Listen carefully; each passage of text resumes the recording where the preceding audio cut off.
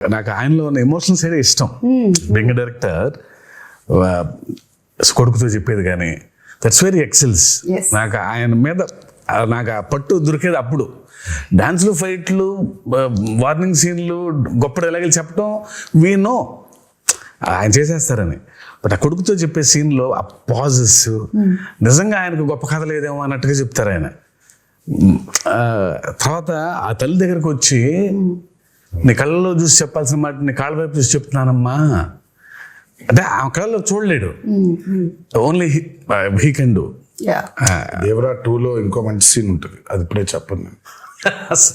అంటే జస్ట్ అట్లా మమ్మల్ని అలా వదిలేస్తారనమాట. దేవరాదే మంచి ఎమోషనల్ సీన్ ఒకటి ఉంటుంది. ఓహో, అదే మీకు ఇప్పుడు డ్యూయల్ రోల్స్ అనేది it is not a new thing. అయితే ఈ దేవరా సినిమాలో ఉండేటువంటి న్యూ థింగ్ ఏంటంటే ఆ రెండు క్యారెక్టర్స్ ఫేస్ టు ఫేస్ రాలేదు. అంటే దేవరా 2 వచ్చాయి కదా, కొడుకు తండ్రి ఉన్నారు కదా. నో ఎన్టీఆర్ అది డ్యూయల్ రోల్ అలాగా. సో అది మంచి సీన్ ఉంది అంటే మేబీ మనము నేను ఇద్దరు కలిసి వస్తున్నారని చెప్పలేదు, మంచి సీన్ దేవరకు ఉంది అని చెప్పాను. మంచి సీన్ దేవరకు ఉందని చెప్పారు కదా, చాలు. దేవరకు ఉందని చెప్తే వరకు ఎలాగో ఉంది, ఒక మంచి ఎమోషనల్ సీన్ ఉంది. ఓకే, అది షూట్ చేస్తాం మేము, ఆ సీన్ బాగుంటుంది. ఓకే, ఇవన్నీ చెప్పి ఊరించేస్తున్నారు. టీజర్ రాకముందే ఒక టీజర్ వచ్చినట్టు అనిపిస్తుంది నాకు. ఎప్పుడు ఎక్స్పెక్ట్ చేయొచ్చు దేవరా 2? వచ్చేస్తుంది సుమా, త్వరలోనే. నేను ఫస్ట్ అయితే ఆయనకి ఇప్పుడు కాదు, నాకు తెలిసి ఆగస్ట్లోనే ఇప్పుడు చెప్పాను, ఆగస్ట్లోనే శివ అస్సలు సెప్టెంబర్ 27 రిలీజ్.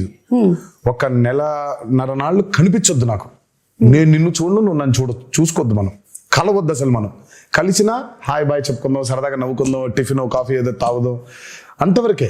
అసలు సినిమా గురించి దేవర గురించి మాట్లాడదు. బికాజ్ 2 years వాజ్ చాలా హెల్ ఆఫ్ అ జర్నీ. అందులోనే ఉన్నాం అందరం. పొద్దున దేవర గురించి మాడుకుంటున్నాం, వర గురించి మాడుకుంటున్నాం, మాడుకుంటున్నాం. సో ఒక చిన్న బ్రేక్ కావాలి. అసలు పెన్ను కూడా పెట్టొద్దు శివ, హ్యాపీగా go for a nice holiday. Okay, మంచి హాలిడే తిరిగి వచ్చే వెళ్ళలేదా?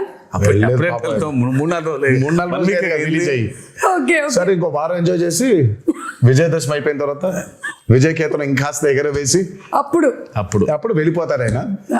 నేను ఆ బాంబేకి వెళ్ళిపోతాను. కొంచెం ఈ దసరా టైంలో నాకు కొన్ని ఫ్యాంటసీస్ ఉన్నాయి.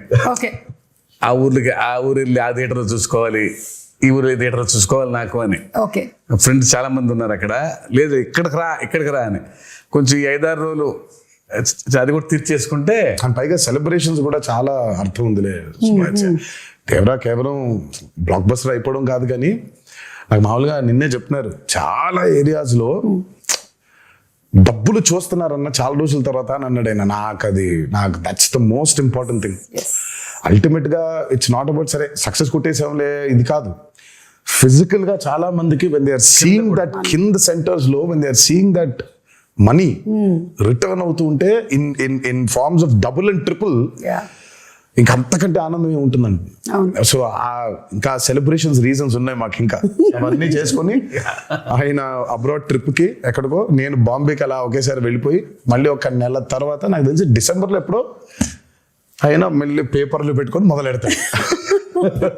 అంటే కథ రెడీగా ఉంది, కథ రెడీ లేదనేది కాదు, కానీ ఇంకా ఇప్పుడు దేవరా 1 సక్సెస్ కి ఇప్పుడు దాన్ని తుది మెరుగులు ఇంకేం చేయొచ్చు, ఇంకేం రాయొచ్చు, జనం కొన్న డౌట్లు అదే వాటిని ఇంకొంచెం మీరు మెల్లిగా ఒక టీజర్ మాకు వదులుతారని నాకు అర్థమైంది.